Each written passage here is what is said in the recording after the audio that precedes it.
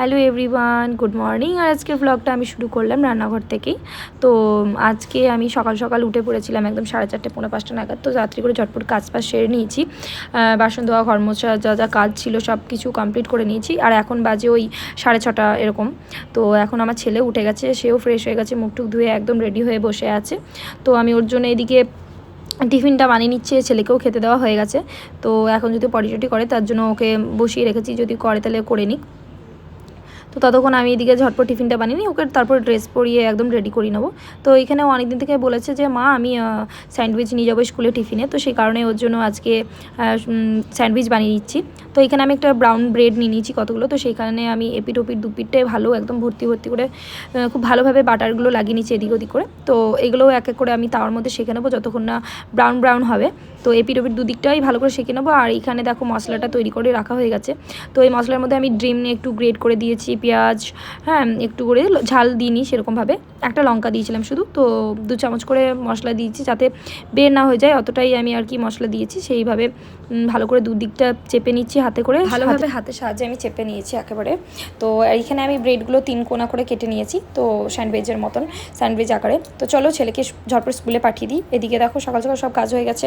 আর এদিকে আমাদের পুরোহিত মশাইও এসছেন সকালবেলা পুজো করতে, কারণ এখানে আমার বজরংবলী আছে, মন্দিরের বজরংবলী আমার কাছে আছে। তো মঙ্গলবার পুজোটা হয়নি, সেই জন্য স্যারকে বুধবার সকালবেলা পুজোটা সেরে নিতে বলেছিলাম। তো সকাল সকাল দেখো সিংহাসনটা কত সুন্দর লাগছে। আর তারপরে স্যারও ভালোভাবে পুজো করে দিয়ে গেছেন, আর আমিও 2-4টে ফুল যেগুলো ছিল একটু সাজিয়ে নিয়েছি। তো এইদিকে দেখো চান টান করে আমিও চলে এসেছি আজকে গোপালদের জন্য আর পায়েস বানানোর জন্য। তো এখানে কাজু কিশমিশ 200 গ্রাম কাজু আর 150 গ্রাম কিশমিশ এখানে ভালোভাবে ছাড়িয়ে রেখে নিয়েছি। আর এদিকে দেখো দুধটা ফুটতে দিয়ে দিয়েছি একদিকে। তো চালও ধুয়ে রাখা ছিল, দেখলেই তোমরা, সেগুলো আমি এক এক করে ছেড়ে দিচ্ছি ভালোভাবে। তো এদিকে ততক্ষণ এটা হবে আর আমি চালগুলো ছেড়ে নিই। আর অন্য সাইডে এদিকে আমি একটু আমল দুধ গুলে দুধের মধ্যে দিয়ে দেবো, তাহলে কি ফ্লেভারটা বেশ ভালো লাগে আর খেতেও ভীষণ ভালো লাগে। তো আমার গোপাল আছে এখন কিন্তু আমার পাড়ার এক ননদের বাড়িতে। তো আমি তার বাড়িতে দিতে যাব গোপালদেরকে প্রসাদ পায়েসটা। আর এখানে দেখো আমুল দুধ ভালোভাবে আমি গুলে নিয়েছি, দুধ একটু গরম দুধ তুলে রেখেছিলাম, আর সেই আমুল দুধটা ওটার মধ্যে গুলে আমি দিয়ে দিলাম। তো ততক্ষণ এদিকে পায়েসটা হোক, আমি একবার নেড়ে নেবো ভালোভাবে যাতে না নিচটাই লেগে যায়। তো এই দেখো ভালোভাবে আমি এখানে নেড়ে নিচ্ছি।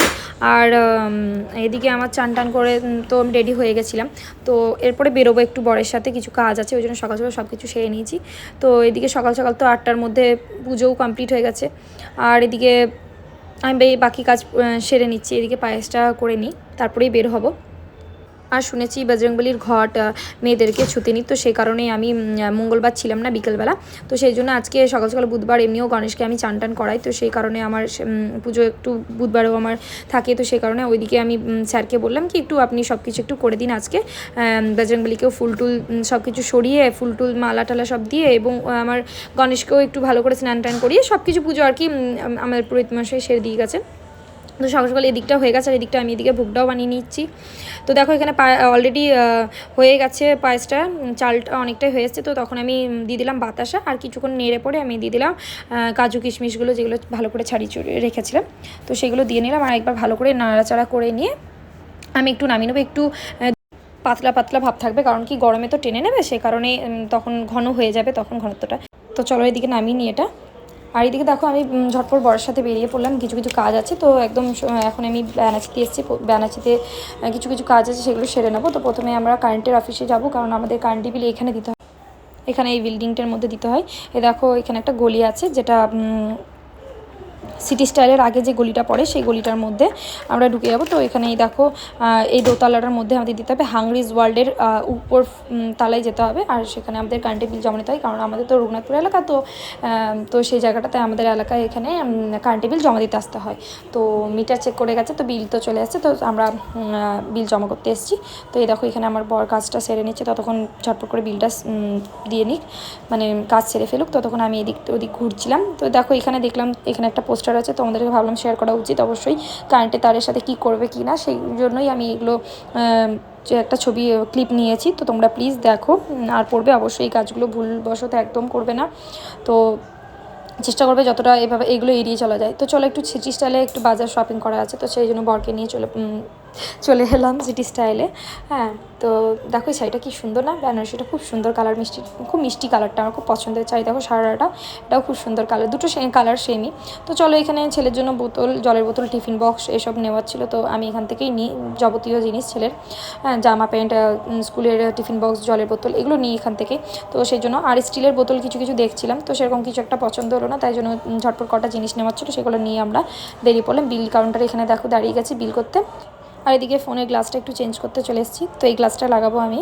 আর বিকালবেলা ছিল একটা বার্থডে পার্টি আমার সামনের বাড়িতেই, তো ছেলেকে নিয়ে চলে এসেছিলাম বার্থডে পার্টিতে। এখানে দেখো বাচ্চাগুলো সব একসাথে খেলা করছে, কি সুন্দর আনন্দ মজা করছে একসাথে। তো যাই হোক ওরা ওদের মজা করছিলো, আমরাও এটা উপভোগ করছিলাম সেটা। আর এখানে আমরা বসে গল্প করছিলাম। তো চলো এবারে কেক কাটিং হবে, তো যাই। দেখো এখানে দেখো বাচ্চা, এই বাচ্চাটার আজকে জন্মদিন আছে। তো চলো বাবু এদিকে কেক কাটিং করে নিচ্ছে।